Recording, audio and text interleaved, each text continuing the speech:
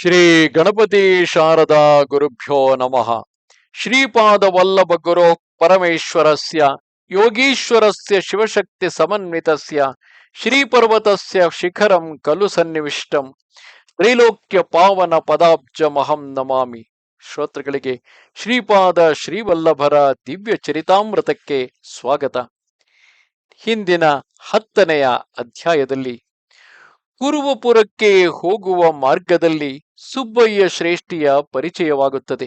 ಅಂದರೆ ಈ ಕಥೆಯನ್ನು ಬರೆದು ರಚಿಸಿ ಹೇಳುತ್ತಿರುವ ಗಣೇಶ ಭಟ್ಟರಿಗೆ ಸುಬ್ಬಯ್ಯ ಶ್ರೇಷ್ಠಿ ಧನಮದದಿಂದ ಶ್ರೀಪಾದರ ತಂದೆ ಅಪ್ಪಲರಾಜ ಶರ್ಮರಿಗೆ ಮೋಸದಿಂದ 10 ವರಹಗಳ ಸಾಲದ ಸುಳಿಯಲ್ಲಿ ಸಿಲುಕಿಸಿದ ಕಥೆ ಹೇಳುತ್ತಾರೆ. ಶ್ರೀಪಾದರು ಸುಬ್ಬಯ್ಯ ಶ್ರೇಷ್ಠಿಯ ಅಂಗಡಿಯಲ್ಲಿ ಕುಳಿತು ಜಟಾಧಾರಿ ಸನ್ಯಾಸಿ ವೇಷದವನೊಬ್ಬನಿಗೆ 10 ವರಹಗಳಿಗೆ ತಾಮ್ರದ ಪಾತ್ರೆ ಕೊಡುತ್ತಾರೆ. ವೇಷಧಾರಿ ಸನ್ಯಾಸಿ ಲಕ್ಷ್ಮೀ ಕೃಪೆಯನ್ನು ಪಡೆದು ಸಂಸಾರಿಯಾಗುತ್ತಾನೆ. ಸುಬ್ಬಯ್ಯ ಶ್ರೇಷ್ಠಿ ತನ್ನ ಅಹಂಕಾರದಿಂದ ಶ್ರೀಪಾದರಿಗೆ ಅವಮಾನ ಮಾಡಲು ಹೋಗಿ ತನ್ನದೆಲ್ಲವನ್ನು ಕಳೆದುಕೊಳ್ಳುತ್ತಾನೆ. ಆಗಲೂ ಶ್ರೀಪಾದರ ಮನೆಯವರಿಗೆ 3 ವರ್ಷದ ಮಗುವಿನ ಮಾತುಗಳು ಅಯೋಮಯವೆನಿಸುತ್ತದೆ. ಶ್ರೀಪಾದರು ನಾನೇ ನರಸಿಂಹನು, ನಾನೇ ಶ್ರೀಕೃಷ್ಣನು ಎನ್ನುವಾಗ ಅವರಿಗೆ ನಂಬಲಾಗದಿದ್ದರೂ ಆಯಾ ಅವತಾರದ ರಹಸ್ಯಗಳನ್ನು ಹೇಳುವಾಗ ಅವರು ಅಂದರೆ ಮನೆಯವರು ನಂಬದೇ ಇರಲಾಗುವುದಿಲ್ಲ. ನರಸಿಂಹರಾಜ ವರ್ಮರಿಗೆ ಶ್ರೀಪಾದರನ್ನು ಪೀಠಿಕಾಪುರದಲ್ಲೇ ಉಳಿಸಿಕೊಳ್ಳುವ ಹಂಬಲ. ಆದರೆ ಶ್ರೀಪಾದರು ಬಂದಿರುವುದು ಇಡೀ ಬ್ರಹ್ಮಾಂಡದ ಉದ್ಧಾರಕ್ಕಾಗಿ. ಶ್ರೀಪಾದರು ಸುಬ್ಬಯ್ಯನಿಗೆ ಉಳಿಸಿದ್ದ ಒಂದೇ ಒಂದು ತಾಮ್ರದ ಪಾತ್ರೆ ಇಂದು ಆತನ ಪಾಲಿಗೆ ಅನ್ನ ನೀಡುವ ಅಕ್ಷಯ ಪಾತ್ರೆ. ಇಂದು ಸುಬ್ಬಯ್ಯ ಶ್ರೀಪಾದರ ಪರಮಭಕ್ತನಾಗಿ ಪರಿವರ್ತಿತನಾಗಿದ್ದಾನೆ. ಶ್ರೀ ನರಸಿಂಹರಾಜ ವರ್ಮರಿಗೆ ನರಸಿಂಹನ 32 ರೂಪಗಳನ್ನು ಶ್ರೀಪಾದರು ತೋರಿಸಿದ ವಿಚಾರವನ್ನು ಅವರೇ ತಿಳಿಸಿದರು. ದತ್ತಾರಾಧನೆಯಿಂದ ಸಕಲ ದೇವತಾರಾಧನೆಯ ಫಲ. ಶ್ರೀಪಾದರ ಜನ್ಮ ಅತ್ಯದ್ಭುತ ಜ್ಯೋತಿರ್ಮಯ.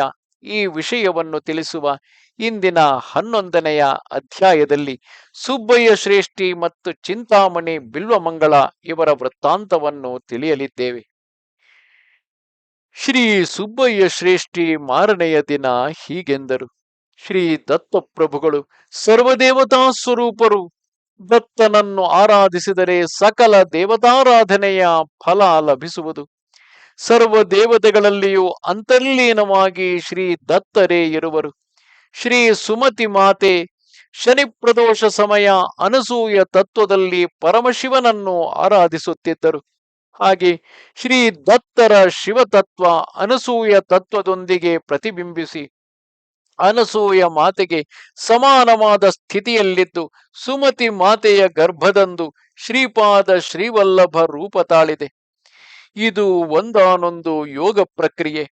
ಅವರು ಮಾತಾಪಿತೃ ಸಂಯೋಗದಿಂದ ಅಲ್ಲದೆ ಯೋಗನಿಷ್ಠರಾದ ಅಪ್ಪಲರಾಜ ಶರ್ಮ ಸುಮತಿ ಮಾತೆಯ ನೇತ್ರದಿಂದ ಯೋಗಜ್ಯೋತಿಗಳು ಅರಳಿ ಅವು ಸಂಯೋಗ ಹೊಂದಿ ಸುಮತಿ ಮಾತೆ ಗರ್ಭದಲ್ಲಿ ನಿಂತು 9 ತಿಂಗಳು ತುಂಬಿದ ನಂತರ ಕೇವಲ ಜ್ಯೋತಿ ಸ್ವರೂಪವಾಗಿ ಮಾತ್ರವೇ ಹೊರಬಿದ್ದಿದೆ. ಶ್ರೀಪಾದರು ವಸ್ತುತಃ ಜ್ಯೋತಿ ಸ್ವರೂಪರು. ಅವರು 3 ವರ್ಷದಿಂದಲೇ ಕೆಲವು ವಿಚಿತ್ರ ಶಕ್ತಿಗಳನ್ನು ಪ್ರಕಟಿಸತೊಡಗಿದರು. ಶ್ರೀಪಾದರ ನಂತರ ಅವರಿಗೆ ಶ್ರೀ ವಿದ್ಯಾಧರಿ, ರಾಧಾ, ಸುರೇಖ ಎನ್ನುವ 3 ಸಹೋದರಿಯರು ಜನ್ಮಿಸಿದರು. ಶ್ರೀ ವಿದ್ಯಾಧರಿ ಹುಟ್ಟಿದ ದಿನ ಬಾಪನಾರ್ಯರ ದೂರದ ನೆಂಟರಾದ ಮಲ್ಲಾದೇಶ್ ರಾಮಕೃಷ್ಣಾವಧಾನಿ ಎಂಬ ಮಹಾಪಂಡಿತರು ಮನೆಗೆ ಬಂದರು. ಅವರ ಪುತ್ರ ಚಂದ್ರಶೇಖರ ಗಂಡಿಕೋಟೆ ಮನೆಯಲ್ಲಿ ಮಹಾಲಕ್ಷ್ಮಿಯೇ ಹುಟ್ಟಿದ್ದಾಳೆ. ಆಕೆ ಮಲ್ಲಾದಿಗಳ ಸೊಸೆ ಆದರೆ ಚಂದವೆಂದು ಎಲ್ಲರೂ ಹೇಳಿದರು. ಶ್ರೀಪಾದರು ಸಹ ಹಾಗೆಯೇ ಭಾವಿಸಿದರು. ಶ್ರೀಪಾದರು ಸಿದ್ಧ ಸಂಕಲ್ಪರು, ವಜ್ರ ಸಂಕಲ್ಪರು. ಅವರು ಹೇಳಿಕೆಯಂತೆಯೇ ಮುಂದೆ ಕೆಲಕಾಲದ ನಂತರ ಶ್ರೀ ವಿದ್ಯಾಧರಿಗೂ ಚಂದ್ರಶೇಖರ ಅವಧಾನಿಗೂ ವೈಭವದಿಂದ ಪೀಠಿಕಾಪುರದಲ್ಲಿ ವಿವಾಹ ನಡೆಯಿತು. ರಾಧೆ ಎಂಬ ಮತ್ತೊಂದು ಮಗಳ ವಿವಾಹ ವಿಜಯವಾಟಿಕಾ ನಿವಾಸಿಯಾದ ವಿಶ್ವನಾಥ ಮುರಳೀಕೃಷ್ಣಾವಧಾನಿಗೂ ಮತ್ತು ಸುರೇಖ ಎನ್ನುವ ಶ್ರೀಗಳ ಮೂರನೇ ಸಹೋದರಿಯನ್ನು ಮಂಗಳಗಿರಿ ನಿವಾಸಿಯಾದ ಕಾಡೇಪಲ್ಲಿ ದತ್ತಾತ್ರೇಯ ಅವಧಾನಿಗೂ ಕೊಟ್ಟು ಮದುವೆ ಮಾಡಿದರು. ಮಗು ಶಂಕರ ಭಟ್ಟ. ಶ್ರೀಪಾದರ ಲೀಲೆಗಳು ಊಹಾತೀತಗಳು. ಅವನ್ನು ಸ್ಮರಿಸುವವರ ಪಾಪ ಕಳೆಯುವುದು. ಗೋದಾವರಿ ಮಂಡಲದಲ್ಲಿ ತಾಟಂಕಪುರ ಅಂದರೆ ತಣುಕು ಎಂಬ ಒಂದು ಗ್ರಾಮವುಂಟು. ಅಲ್ಲಿ ಅನೇಕ ವಾಜಪೇಯಗಳನ್ನು, ಪೌಂಡರೀಕಗಳನ್ನು ಮತ್ತು ಮಹಾಯಾಗಗಳನ್ನು ಆಚರಿಸಿದ ಪರಮ ಪವಿತ್ರ ವಂಶ ಹೊಂದಿತ್ತು. ಅವರೇ ವಾಜಪೇಯಾಜುಲು. ಪೀಠಿಕಾಪುರದ ಮಲ್ಲಾದಿಗಳಿಗೂ ತಣುಕಿನ ವಾಜಪೇಯಾಜುರವರಿಗೂ ಹತ್ತಿರದ ಸಂಬಂಧವಿತ್ತು. ಆದರೆ ವಾಜಪೇಯಾಜರು ಇದಂ ಬ್ರಹ್ಮಂ ಇದಂ ಕ್ಷಾತ್ರಂ ಎಂಬ ಸಿದ್ಧಾಂತದ ವಿಶ್ವಾಸವುಳ್ಳವರು.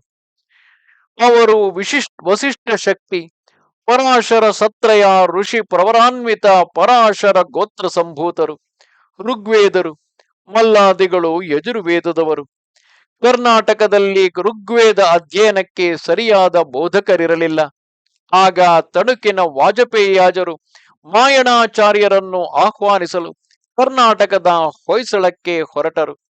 ಅಂದಿನಿಂದ ಅವರನ್ನು ಹೊಯ್ಸಳ ಬ್ರಾಹ್ಮಣರೆಂದು ಕರೆಯಲಾಯಿತು. ಅವರು ಬ್ರಾಹ್ಮಣತ್ವವನ್ನು, ಕ್ಷತ್ರ ವೃತ್ತಿಯನ್ನು ಸಮವಾಗಿ ಸ್ವೀಕರಿಸಿದರು. ಸನಾತನ ಧರ್ಮವನ್ನು ಸಂರಕ್ಷಿಸಲು ಅವರು ಎಷ್ಟೋ ಕಷ್ಟಪಟ್ಟರು. ಮಾಯಣಾಚಾರ್ಯರಿಗೆ ಇಬ್ಬರು ಕುಮಾರರು, ಮಾಧವಾಚಾರ್ಯ ಮತ್ತು ಸಾಯಣಾಚಾರ್ಯರೆಂದು. ಇಬ್ಬರು ಉದ್ದಂಡ ಪಂಡಿತರೆ. ಸಾಯಣಾಚಾರ್ಯರು ವೇದಗಳಿಗೆ ಭಾಷ್ಯ ಬರೆದರು. ಮಾಧವಾಚಾರ್ಯರು ಶ್ರೀ ಮಹಾಲಕ್ಷ್ಮಿ ಅನುಗ್ರಹಕ್ಕಾಗಿ ತೀವ್ರ ತಪಸ್ಸು ಆಚರಿಸಿದರು. ದೇವಿ ಪ್ರಸನ್ನಳಾಗಲು ಅವರು ತನಗೆ ವಿಶೇಷವಾದ ಲಕ್ಷ್ಮೀ ಕಟಾಕ್ಷವನ್ನು ಕೇಳಿದರು. ಆಗ ಶ್ರೀಲಕ್ಷ್ಮಿ, ಮಗು, ಅದು ನಿನಗೆ ಈ ಜನ್ಮದಲ್ಲಿ ಅಸಾಧ್ಯ ಎಂದಳು. ಅವರು ಕೂಡಲೇ, ಅಮ್ಮ, ನಾನು ಸನ್ಯಾಸ ಸ್ವೀಕರಿಸುತ್ತಿದ್ದೇನೆ, ನನಗೆ ಈಗ ಎರಡನೆಯ ಜನ್ಮವೇ ಅಲ್ಲವೇ ಎಂದರು. ಶ್ರೀದೇವಿ ಅನುಗ್ರಹಿಸಿದಳು. ಅವರು ಲೋಹವನ್ನು ಮುಟ್ಟಿದರೆ ಅದು ಬಂಗಾರ ಆಗುತ್ತಿತ್ತು. ಅವರೇ ವಿದ್ಯಾರಣ್ಯ ಮಹರ್ಷಿಗಳು. ಅವರನ್ನು ಶ್ರೀಪಾದರು ಅನುಗ್ರಹಿಸಿದರು. ಅವರಿಗೆ ಮೂರನೇ ತಲೆಮಾರಿನ ಸನ್ಯಾಸಾಶ್ರಮ ಸಾಲಿನಲ್ಲಿ ಶ್ರೀ ಕೃಷ್ಣ ಸರಸ್ವತಿಯಾಗಿ ಜನ್ಮ ತಾಳಲಿರುವುದು ಅವರೇ. ಅಂದರೆ ಮುಂದಿನ ನರಸಿಂಹ ಸರಸ್ವತಿಯವರ ಜನ್ಮ ಅವತಾರದ ಸಮಯದಲ್ಲಿ ಬರುವ ಕೃಷ್ಣ ಸರಸ್ವತಿಗಳು ಇವರೇ. ಶ್ರೀಪಾದರು ಮುಂದೆ ಶ್ರೀ ನರಸಿಂಹ ಸರಸ್ವತಿಯಾಗಿ ಅವತರಿಸಿದಾಗ ಅವರಿಗೆ ಶ್ರೀ ಕೃಷ್ಣ ಸರಸ್ವತಿಗಳು ಸನ್ಯಾಸಾಶ್ರಮ ಗುರುಗಳಾಗಿರುವರು. ಅವರಿಗೆ ಭೋಗದಲ್ಲಿ ಆಶೆ ಕೊನೆಯಾಗಲಿಲ್ಲ. ಆದ್ದರಿಂದ ಮುಂದಿನ ಶತಮಾನಗಳಲ್ಲಿ ಸಾಯಣಾಚಾರ್ಯರ ವಂಶದಲ್ಲಿ ಗೋವಿಂದ ದೀಕ್ಷಿತರಾಗಿ ಹುಟ್ಟಿ ತಂಜಾವೂರ್ ಪ್ರಭುಗಳಿಗೆ ಮಹಾಮಂತ್ರಿಯಾಗಿ ರಾಜರ್ಷಿಯಾಗಿ ಸಾವಿರಾರು ಜನರ ಮೆಚ್ಚುಗೆ ಪಡೆಯುವರು. ಇದೆಲ್ಲವೂ ಭವಿಷ್ಯವಾಣಿ. ಶ್ರೀಪಾದರೆ ಖುದ್ದಾಗಿ ತೀರ್ಮಾನಿಸಿದ ವಿಧಿವಿಧಾನ. ಅವರು ಸತ್ಯ ಸಂಕಲ್ಪರು. ಆದ್ದರಿಂದ ತಪ್ಪದೆ ಈ ಭವಿಷ್ಯ ನಡೆಯುವುದು. ಅನೇಕ ದೇವತಾರಾಧನೆ ಮಾಡುವಾಗ ಆಯಾ ದೇವತೆಗಳಲ್ಲಿ ದತ್ತ ಪ್ರಭುಗಳ ಚೈತನ್ಯ ಪ್ರತಿಬಿಂಬಿಸಿ ಹೊಸ ಚೈತನ್ಯವಾಗಿ ಬದಲಾಯಿಸಿ ಸಾಧಕರ ಕೋರಿಕೆಗಳನ್ನು ತೀರಿಸುವುದು. ದತ್ತ ಪ್ರಭುಗಳನ್ನೇ ಆಶ್ರಯಿಸಿದರೆ ಯಾವ ದೇವತಾಂಶದಿಂದ ಎಷ್ಟರವರೆಗೂ ಯಾವ ಕಾರ್ಯ ನಡೆಸಬೇಕು ಶ್ರೀ ದತ್ತರೇ ನಿರ್ಧರಿಸಿ ಕಣ್ಣಿನ ರೆಪ್ಪೆಯಂತೆ ಕಾಪಾಡುವರು. ಧ್ರುವ ಕಠೋರ ಜಪ ಮಾಡಿದನು. ಆತನಿಗೆ ಶ್ರೀ ಮಹಾವಿಷ್ಣು ತನ್ನ ಅಪಾರವಾದ ಅನಂತವಾದ ಪಿತೃಪ್ರೀತಿಯನ್ನು ಹಂಚಿದನು. ಶ್ರೀ ದತ್ತದೇವರು ಸಗುಣ ತತ್ವಕ್ಕೂ ನಿರ್ಗುಣ ತತ್ವಕ್ಕೂ ಮೀರಿದ್ದು ಮತ್ತು ಆಧಾರವೂ ಆದ ಪರಮ ತತ್ವ, ಅದುವೇ ಚರಮ ತತ್ವ, ಆದಿ ತತ್ವ, ಅದೇ ಆದ್ಯಂತ ರಹಿತ ತತ್ವ. ದತ್ತ ತತ್ವವನ್ನು ಕೇವಲ ಅನುಭವಪೂರ್ವಕವಾಗಿ ತಿಳಿದುಕೊಳ್ಳಬೇಕೇ ಹೊರತು ಅದು ಹೀಗೇ ಇರುವುದೆಂದು ನಾವು ತರ್ಕಬುದ್ಧಿಯಿಂದ ಯೋಚಿಸುವುದು ನಿಷ್ಫಲವೇ ಸರಿ. ಒಂದು ಕೆಲಸ ನಡೆಯದಿರಲು ಅಥವಾ ಬೇರೊಂದು ರೀತಿ ನಡೆಸಲು ಇರುವ ಸರ್ವಶಕ್ತಿಯೇ ಶ್ರೀಪಾದ ಶ್ರೀವಲ್ಲಭರ ಅವತಾರ ರಹಸ್ಯ. ಶ್ರೀಪಾದ ತತ್ವ. ಅವರು ಖುದ್ದಾಗಿ ದತ್ತಾತ್ರೇಯರೆಂದು ನುಡಿದ ಶ್ರೀಪಾದರು ತಮ್ಮ ಮನೆಯಲ್ಲಿರುವ ಕಾಲಾಗ್ನಿಶಮನ ದತ್ತನನ್ನು ಆರಾಧಿಸುತ್ತಿದ್ದರು. ಒಮ್ಮೆ ಬಾಪನಾರ್ಯರು ಈ ವಿಷಯದಲ್ಲಿ ದಿಕ್ಕು ತಿಳಿಯದೆ, ಮಗು, ನೀನು ದತ್ತನಾ ಇಲ್ಲ ದತ್ತೋಪಾಸಕನಾ ಎಂದು ಶ್ರೀಪಾದರನ್ನೇ ಕೇಳಿದರು. ಆಗ ಅವರು ಹೀಗೆಂದರು, ನಾನು ದತ್ತನೆಂಬುವಾಗ ಶ್ರೀ ದತ್ತನೇ ಆಗುತ್ತಿದ್ದೇನೆ. ನಾನು ಶ್ರೀ ದತ್ತ ಉಪಾಸಕನೆಂಬುವಾಗ ಶ್ರೀ ದತ್ತೋಪಾಸಕನೇ ಆಗುತ್ತಿದ್ದೀನಿ. ನಾನು ಶ್ರೀಪಾದ ಶ್ರೀವಲ್ಲಭನೆಂಬುವಾಗ ಶ್ರೀಪಾದ ಶ್ರೀವಲ್ಲಭನೇ ಆಗುತ್ತಿದ್ದೀನಿ. ನಾನು ಏನು ಸಂಕಲ್ಪಿಸಿದರೆ ಅದು ನಡೆಯುವುದು. ನಾನು ಯಾವ ರೀತಿ ನೆನೆದರೆ ಅದೇ ಆಗುತ್ತಿದ್ದೀನಿ. ಇದೇ ನನ್ನ ತತ್ವ. ಅಜ್ಜನಿಗೆ ಇದೆಲ್ಲವೂ ಅಯೋಮಯವಾಗಿತ್ತು. ಆಗ ಶ್ರೀಪಾದರು ಹೀಗೆಂದರು, ತಾತ, ನೀನು ನಾನು ಒಂದೇ. ಮುಂದಿನ ಜನ್ಮದಲ್ಲಿ ಥೇಟ್ ನಿನ್ನ ತರಹ ಶರೀರದಿಂದ ಮಾತ್ರ ಅವತರಿಸಲಿದ್ದೇನೆ. ನಿನ್ನಲ್ಲಿ ಸನ್ಯಾಸಾಶ್ರಮ ಪಡೆಯಬೇಕೆಂಬುವ ಕೋರಿಕೆ ಬಲವಾಗಿದೆ. ನೀನು ಈ ಜನ್ಮದಲ್ಲಿ ಆಗಲಿ ಬರುವ ಜನ್ಮದಲ್ಲಿ ಆಗಲಿ ಸನ್ಯಾಸನಾಗುವುದು ನನ್ನ ಸಂಕಲ್ಪದಲ್ಲಿಲ್ಲ. ನಿನ್ನ ರೂಪದಲ್ಲಿ ಅವತರಿಸಿ ನಿನ್ನ ಕರ್ಮ ಬಂಧನಗಳನ್ನು ವಾಸನ ವಿಶೇಷಗಳನ್ನು ಧ್ವಂಸ ಮಾಡಬೇಕೆಂದಿದ್ದೇನೆ ಎಂದು ಮುದ್ದಾಗಿ ತಾತನ ಕಣ್ಣು ಹುಬ್ಬುಗಳ ಮಧ್ಯಭಾಗವನ್ನು ತಾಕಿದರು. ಅದು ಕೂಟಸ್ಥ ಚೈತನ್ಯಕ್ಕೆ ನಿಲಯ. ಅವರು ಕೆಲವು ಕ್ಷಣಗಳು ತನಕ ಹಿಮಾಲಯದಲ್ಲಿ ನಿಶ್ಚಲ ತಪೋಸಮಾಧಿಯಲ್ಲಿರುವ ಬಾಬಾಜಿಯವರನ್ನು ಕಂಡರು. ನಂತರ ಪ್ರಯಾಗ ಮಹಾಕ್ಷೇತ್ರದಲ್ಲಿನ ತ್ರಿವೇಣಿ ಸಂಗಮದಲ್ಲಿ ಅವರು ಸ್ನಾನ ಮಾಡುತ್ತಿರುವುದನ್ನು ಕಂಡರು. ಅನಂತರ ಶ್ರೀಪಾದ ಶ್ರೀವಲ್ಲಭ ರೂಪ ನೋಡಿದರು. ಆ ಸ್ವರೂಪ ಕುಕ್ಕುಟೇಶ್ವರಾಲಯದ ಸ್ವಯಂಭೂ ದತ್ತನಲ್ಲಿ ಅಂತರ್ಲೀನವಾಯಿತು. ಅದರಿಂದ ಒಂದು ಅವಧೂತ ಸ್ವರೂಪ ಹೊರಟಿತು. ತನ್ನ ಮಗಳಾದ ಅಖಂಡ ಲಕ್ಷ್ಮಿ ಸೌಭಾಗ್ಯವತಿ ಸುಮತಿ ಮಹಾರಾಣಿ ಆ ಅವಧೂತರಿಗೆ ಭಿಕ್ಷೆ ಕೊಡುತ್ತಿರುವುದನ್ನು ನೋಡಿದರು. ಆ ಅವಧೂತ ಸ್ವರೂಪವೇ ಶ್ರೀಪಾದ ಶ್ರೀವಲ್ಲಭರ ರೂಪ ಹೊಂದಿ ಸುಮತಿ ಮಹಾರಾಣಿ ಮಡಿಲಲ್ಲಿ ಕಂದಮ್ಮನಾಗಿರುವುದನ್ನು ಕಂಡರು. ಆ ಮಡಿಲಿನಿಂದ ಹಸಿ 16 ವರುಷ ಯುವಕನಾಗಿ ಮಾರ್ಪಟ್ಟನು. ಆ ಯುವಕ ತನ್ನ ಕಡೆ ಗಂಭೀರವಾದ ದೃಷ್ಟಿ ಹರಿಸಿ ಥೇಟ್ ತನ್ನಂತೆಯೇ ಅಂದರೆ ಬಾಪನಾರ್ಯರಂತೆಯೇ ರೂಪ ಧರಿಸಿದನು. ಆದರೆ ಆ ಮೂರ್ತಿ ಸನ್ಯಾಸಿ ರೂಪದಲ್ಲಿದ್ದನು. ಯಾವುದೋ 2 ಪವಿತ್ರ ನದಿಗಳ ಕೂಟದಲ್ಲಿ ಸ್ನಾನ ಮಾಡಿ ತನ್ನ ಶಿಷ್ಯರೊಡನೆ ಗಂಭೀರವಾಗಿ ನಡೆಯುತ್ತಿದ್ದನು. ಆ ಸನ್ಯಾಸಿ ತನ್ನನ್ನು ಉದ್ದೇಶಿಸಿ, ಓಹೋ, ನಾನು ಯಾರು ಎಂದು ಸಂದಿಗ್ಧದಲ್ಲಿದ್ದೀಯಾ? ನನ್ನನ್ನು ನರಸಿಂಹ ಸರಸ್ವತಿ ಎನ್ನುವರು. ಇದು ಗಂಧರ್ವಪುರ. ಕೆಲವೇ ಕ್ಷಣಗಳಲ್ಲಿ ತನ್ನ ಅಂಗವಸ್ತ್ರವನ್ನು ನದಿಯಲ್ಲಿ ಹಾಸಿ ಅದರ ಮೇಲೆ ಕುಳಿತು ಶ್ರೀಶೈಲವನ್ನು ತಲುಪಿದರು. ಅಲ್ಲಿನ ಕದಲೀವನದ ಮಹಾಪುರುಷರು ಯೋಗಿಗಳು ಸಾಷ್ಟಾಂಗ ಪ್ರಣಾಮಗಳನ್ನು ಮಾಡಿದರು.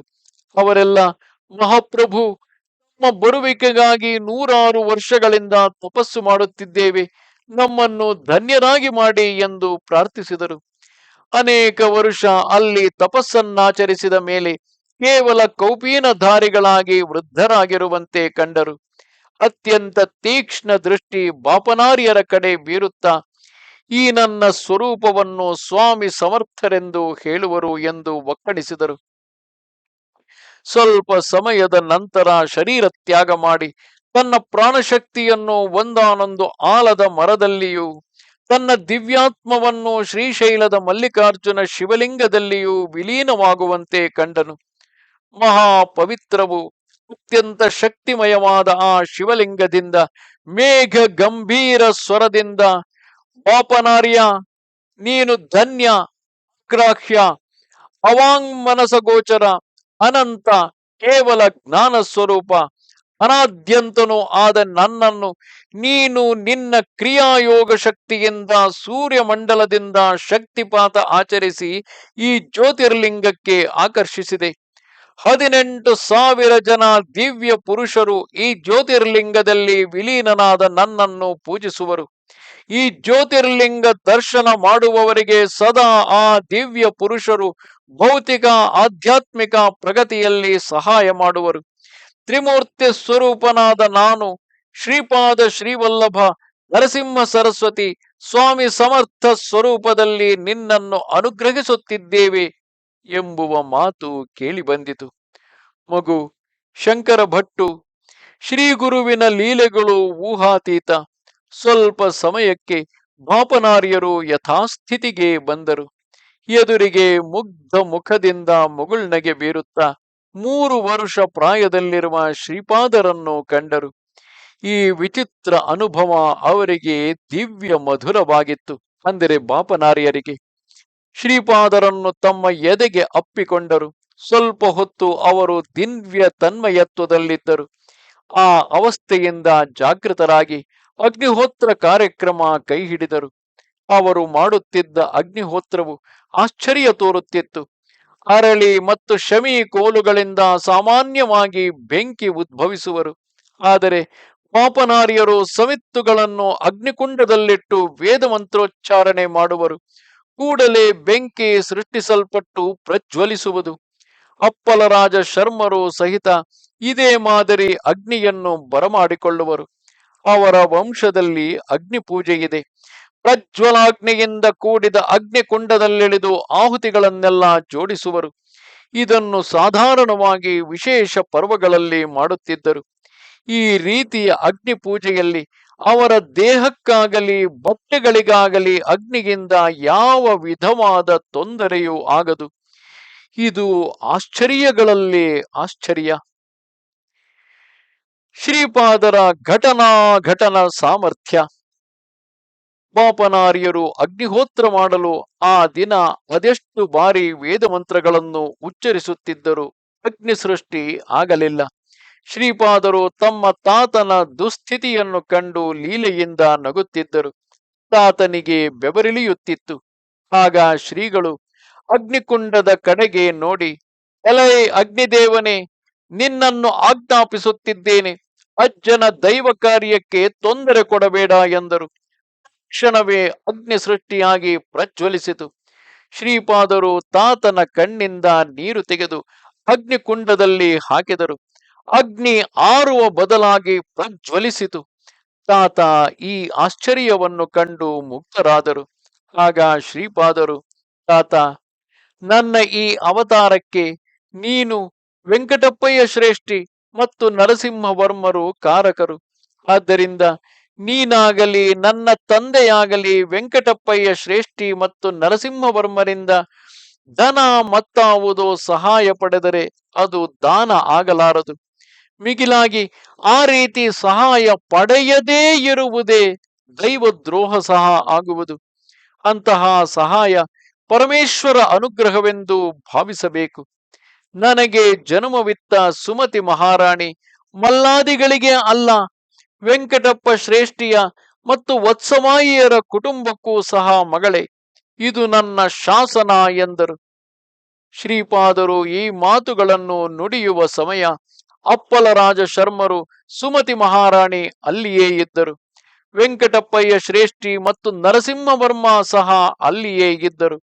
ಆಗ ಶ್ರೀಪಾದರು ಹೀಗೆಂದರು, ನನ್ನ ಅನುಜ್ಞೆ ಇಲ್ಲದೆ ಬಾಪನಾರ್ಯರಂತಹ ಮಹಾ ತಪಸ್ವಿ ಸಹ ಅಗ್ನಿ ಸೃಷ್ಟಿ ಮಾಡಲಾರ. ನನ್ನ ತಂದೆ ಸಹ ಅಗ್ನಿಕುಂಡದಲ್ಲಿಳಿದರೆ ಅಗ್ನಿಹೋತ್ರನು ತನ್ನ ಬಿಸಿ ತೋರಿಸುವನು. ನನ್ನ ಸಂಕಲ್ಪಗಳಲ್ಲಿ ಬದಲಾವಣೆ ಬಂದರೆ ವೆಂಕಟಪ್ಪಯ್ಯ ಶ್ರೇಷ್ಠಿ ಸಹ ಬಡವನಾಗುವನು. ಹುತ್ತಗಳಷ್ಟು ಜಮೀನು ಇದ್ದರೂ ನರಸಿಂಹವರ್ಮ ನಿಲ್ಲಲು ನೆರಳಿಲ್ಲದವನಾಗುವನು. ನೀವೆಲ್ಲರೂ ನನ್ನ ಸಂಕಲ್ಪವನ್ನು ಅನುಸರಿಸಿಯೇ ನಿಮ್ಮ ಸ್ಥಾನಗಳಲ್ಲಿದ್ದೀರಾ. ನಾನು ಭಿಕ್ಷೆ ಬೇಡುವವನನ್ನು ಮಹಾರಾಜನಾಗಿ ಮಾಡಬಲ್ಲೆ, ಮಹಾರಾಜನನ್ನು ಭಿಕ್ಷುಕನನ್ನಾಗಿ ಬದಲಾಯಿಸಬಲ್ಲೆ.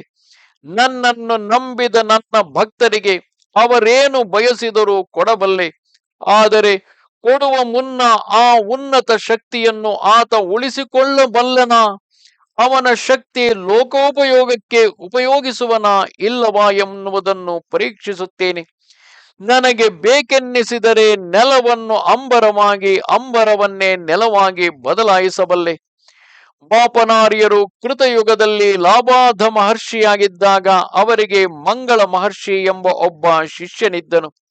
ಮಂಗಳ ಮಹರ್ಷಿ ದರ್ಬೆ ಕೊಯ್ಯುತ್ತಿರುವಾಗ ಕೈಯಿಂದ ರಕ್ತ ಬರಲಾರಂಭಿಸಿತು. ಆ ರಕ್ತ ಗಡ್ಡೆ ಕಟ್ಟಿ ಸುಗಂಧ ಭರಿತವಾದ ವಿಭೂತಿಯಾಗಿ ಮಾರ್ಪಟ್ಟಿತು. ಎಲ, ನಾನೆಷ್ಟು ದೊಡ್ಡ ಸಿದ್ಧಿಯನ್ನು ಹೊಂದಿರುವೆ ಎಂದು ಆತನ ಮನದಲ್ಲಿ ಕೊಬ್ಬು ಬಂದಿತು. ಆಗ ಪರಶಿವ ಪ್ರತ್ಯಕ್ಷವಾಗಿ ತನ್ನ ಕೈಯನ್ನೂ ಆಡಿಸಲು ಹಿಮವತ್ ಪರ್ವತದಿಂದ ಹಿಮರಾಶಿಯೇ ಉರುಳಿದಂತೆ ವಿಭೂತಿ ಸುರಿಯಿತು. ಶ್ರೀ ಪರಮೇಶ್ವರನು ತ್ರೇತಾಯುಗದಲ್ಲಿ ಭರದ್ವಾಜನು, ಪೀಠಿಕಾಪುರದಲ್ಲಿ ಸವಿತ್ರಕಾರಕ ಚಯನ ಮಾಡುವನು. ಆ ಮಹಾಚಯನದಲ್ಲಿ ಆವಿರ್ಭವಿಸಿದ ವಿಭೂತಿಯ ಲವಲೇಶವನ್ನು ನಾನೀಗ ತೋರಿಸಿದೆ ಎಂದರು. ಆಗ ಮಂಗಳ ಮಹರ್ಷಿಯ ಗರ್ವ ತೊಲಗಿತು. ಶ್ರೋತೃಗಳೆಲ್ಲರೂ ಮಾತಿಲ್ಲದೆ ಶ್ರೀಪಾದ ಶ್ರೀವಲ್ಲಭರು ಹೇಳುವುದನ್ನೇ ಕೇಳುತ್ತಿದ್ದರು. ಶ್ರೀಪಾದರು ಮುಂದುವರಿಸಿದರು. ಈ ಪೀಠಿಕಾಪುರ ಅಗ್ರಹಾರದಲ್ಲಿ ಹೆಜ್ಜೆ ಇಡುವುದು ಎಷ್ಟೋ ಜನುಮದ ಪುಣ್ಯ ಫಲ. ನನ್ನ ಈ ಅವತಾರದ ಸಮಯದಲ್ಲಿ ನೀವು ನನ್ನ ಜೊತೆ ಇರುವುದು ಹೇಳಲಾರದ ವಿಶೇಷ. ನನ್ನ ಶಕ್ತಿ ಅನುಭವಕ್ಕೆ ಬರಬೇಕೆಂದರೆ ಮೊದಲು ನೀವು ತೀವ್ರ ಸಾಧಕರಾಗಬೇಕು. ಆಗ ಮಾತ್ರವೇ ನನ್ನ ಕರುಣೆ, ಶಕ್ತಿ, ವಾತ್ಸಲ್ಯ, ರಕ್ಷಣೆ ಮತ್ತು ಪಾಪ ವಿಮೋಚನೆ ನಿಮ್ಮ ಅನುಭವಕ್ಕೆ ಬರುವುದು. ನನ್ನ ಜನ್ಮಭೂಮಿಯಾದ ಈ ಬಾಪನಾರ್ಯರ ಮನೆಯಲ್ಲಿ ನನ್ನ ಪಾದುಕೆಗಳು ಪ್ರತಿಷ್ಠಿಸಲಾಗುವುದು. ನಾನು ಪೀಠಿಕಾಪುರದಲ್ಲಿ ಪ್ರಾತಃ ಸಮಯ ಮಾತೃಮೂರ್ತಿ ಸುಮತಿ ಮಡಿಲಿನಲ್ಲಿ ಹಾಲು ಕುಡಿಯುವೆನು. ಮಧ್ಯಾಹ್ನದ ಸಮಯ ತಾಯಿ ಸುಮತಿ ನನಗೆ ಪ್ರೀತಿಯ ಉಂಡೆಗಳನ್ನು ಮಾಡಿ ಅನ್ನ ತಿನ್ನಿಸುವರು. ರಾತ್ರಿ ಹೊತ್ತು ಪೀಠಿಕಾಪುರದಲ್ಲಿ ತಾಯಿ ಸುಮತಿ ಮಡಿಲಿನಲ್ಲಿ ಕುಳಿತು ಗೋಧಿಯ ಹಲ್ವಾ ತಿನ್ನುವೆ. ನಾನು ಪೀಠಿಕಾಪುರದಂದು ಇದ್ದ ಹಾಗೆಯೇ ಗಂಧರ್ವಪುರದಲ್ಲಿ ಶ್ರೀ ನರಸಿಂಹ ಸರಸ್ವತಿ ರೂಪದಲ್ಲಿರುವೆನು. ಮಧ್ಯಾಹ್ನ ತಪ್ಪದೆ ಗಂಧರ್ವಪುರದಲ್ಲಿ ಭಿಕ್ಷೆ ನೆರವೇರಿಸುವೆನು. ಅಂತರ್ದೃಷ್ಟಿ ಉಳ್ಳವರಿಗೆ ಇವೆಲ್ಲ ಸ್ಪಷ್ಟವಾಗಿ ಕಾಣುವವು. ಮಹಾಪುರುಷರು, ಮಹಾಯೋಗಿಗಳು, ಎಲ್ಲ ದೇಶದವರು ಇರುವೆಗಳ ಹುತ್ತದಂತೆ ಲಕ್ಷಗಟ್ಟಲೆ ನನ್ನ ದರ್ಶನಕ್ಕಾಗಿ ನನ್ನ ದರ್ಬಾರಿಗೆ ಬರುವರು. ಅವರು ದತ್ತ ದಿಗಂಬರ ಶ್ರೀಪಾದ ವಲ್ಲಭ ದತ್ತ ದಿಗಂಬರ ನೃಸಿಂಹ ಸರಸ್ವತಿ ದತ್ತ ದಿಗಂಬರ ಎನ್ನುತ್ತಾ ತನ್ಮಯದಿಂದ ನಾಟ್ಯ ಮಾಡುವರು. ನಾನು ಕಾಲಪುರುಷನಿಗೆ ಅನುಮತಿ ಕೊಟ್ಟ ಕ್ಷಣವೇ ಆಗಬೇಕಾದ ಕಾರ್ಯಗಳು ತಕ್ಷಣ ನಡೆಯುವವು. ನನ್ನ ಹೆಸರಿನಲ್ಲಿ ಮಹಾಸಂಸ್ಥಾನವೊಂದು ಸ್ಥಾಪಿಸಲಾಗುವುದು. ನನ್ನ ಪ್ರಭಾವ ಬೆಳೆಯುತ್ತಿದ್ದಂತೆ ಈ ಪೀಠಾಪುರ ಕ್ಷೇತ್ರದಲ್ಲಿ ಗೋವು ಕಾಲಿಡದಷ್ಟು ಜಮೀನು ಸಹ ಕೊಳ್ಳಲು ಅವಕಾಶವಿರುವುದಿಲ್ಲ. ನಾನು ನನ್ನವರೆಂದವರನ್ನು ಬೇಕಾದರೆ ಚುಟ್ಟು ಹಿಡಿದು ಎಳೆದುಕೊಂಡು ಬಂದು ಪೀಠಿಕಾಪುರದಲ್ಲಿ ಹಾಕುವೆನು. ಎಷ್ಟು ಧನವಂತನಾದರೂ, ಎಂತಹ ಯೋಗಿಯೇ ಆದರೂ ನನ್ನ ಸಂಕಲ್ಪ ಇಲ್ಲದೆ ನನ್ನ ಪೀಠಿಕಾಪುರ ಸಂಸ್ಥಾನಕ್ಕೆ ಬರಲಾರರು. ಇದು ಸತ್ಯ.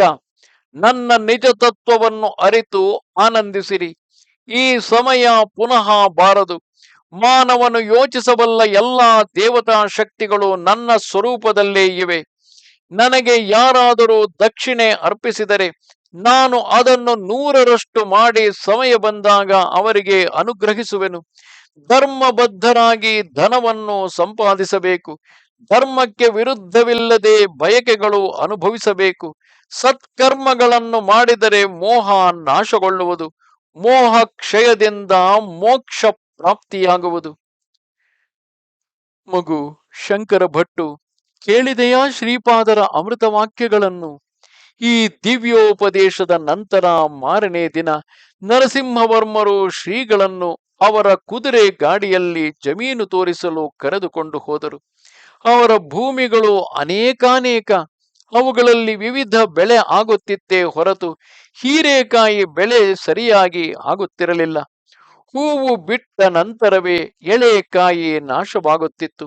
ಒಂದೆರಡು ದೊಡ್ಡ ಕಾಯಿ ಆದರೂ ಅವು ವಿಪರೀತ ಕಹಿ ಇರುತ್ತಿತ್ತು.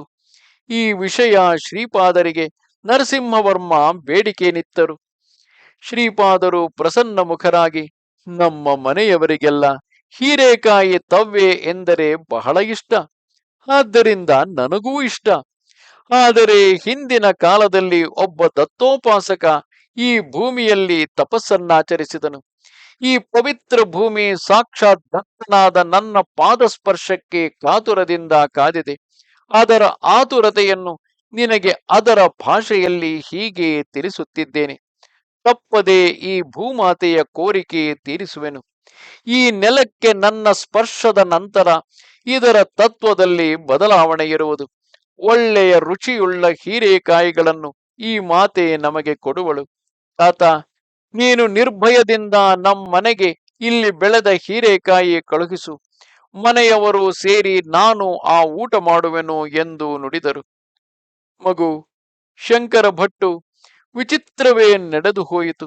ಆ ದಿನದಿಂದ ಆ ಭೂಮಿಯಲ್ಲಿ ಹೀರೆಕಾಯಿಯ ಬೆಳೆ ವಿಪರೀತ ಆಗುವುದೇ ಅಲ್ಲದೆ ಒಳ್ಳೆಯ ರುಚಿಯನ್ನು ಸಹ ಹೊಂದಿತ್ತು.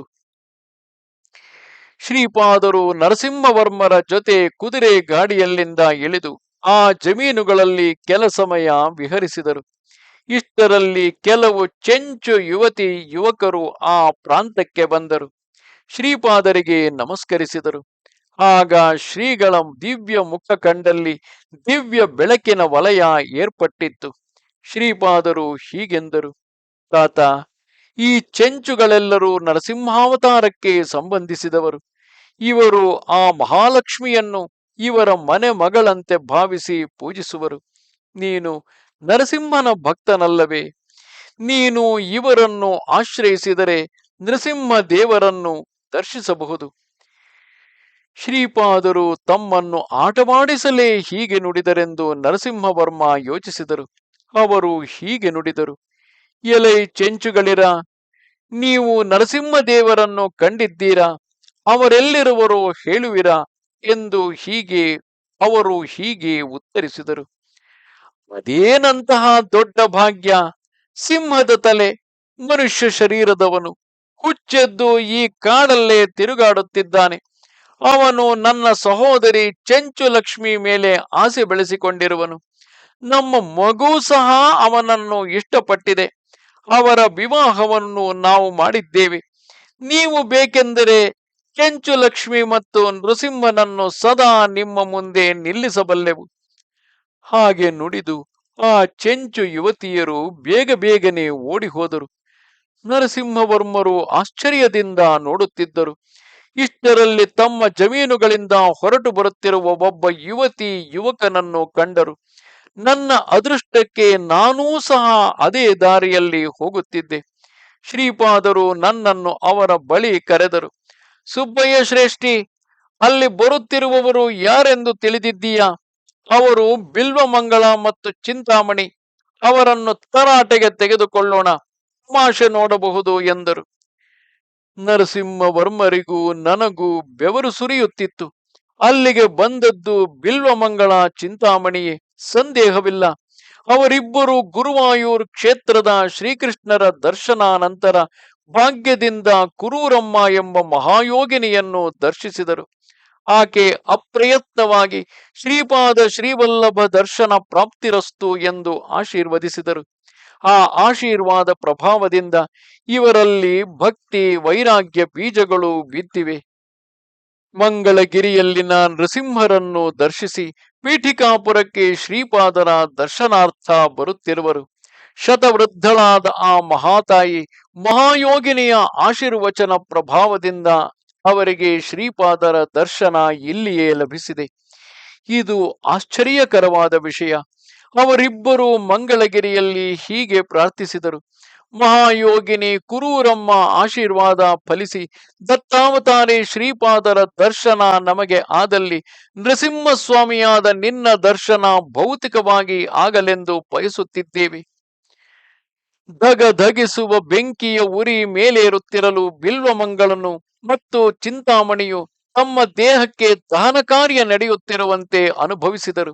ಸ್ವಲ್ಪ ಹೊತ್ತಿಗೆ ಅವರವರ ಶರೀರಗಳಿಂದಲೇ ಕಪ್ಪು ಆಕಾರಗಳು ಹೊರಬಂದು ಆ ಬೆಂಕಿಯಲ್ಲಿ ಬಿದ್ದು ಆಹುತಿಯಾದ ಮೇಲೆ ಅವರಿಗೆ ಎಚ್ಚರ ಬಂದಿತು.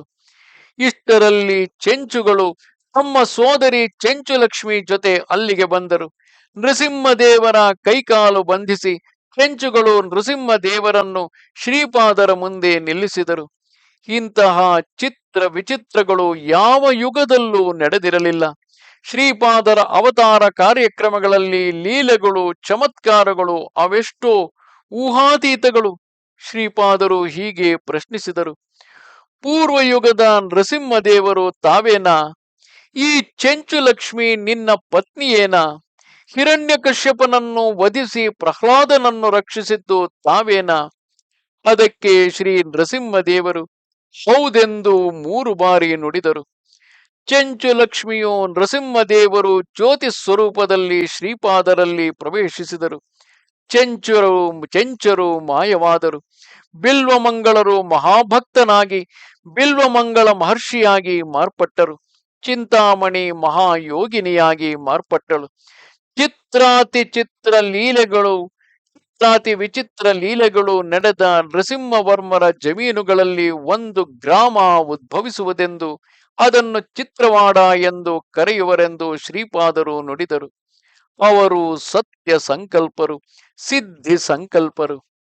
ಶ್ರೀಪಾದ ಶ್ರೀವಲ್ಲಭರಿಗೆ ಜಯವಾಗಲಿ. ಇದು ಶ್ರೀಪಾದ ಶ್ರೀವಲ್ಲಭರ ದಿವ್ಯ ಚರಿತಾಮೃತದಲ್ಲಿ 11ನೆಯ ಅಧ್ಯಾಯ. ನಮಸ್ತೆ ಶಾರದೆ ದೇವಿ ಕಾಶ್ಮೀರ ಪುರವಾಸಿನಿ ತ್ವಾಮಹಂ ಪ್ರಾರ್ಥಯೇ ನಿತ್ಯಂ ವಿದ್ಯಾದಾನಂಚ ದೇಹಿಮೆ. ನಮಸ್ಕಾರ.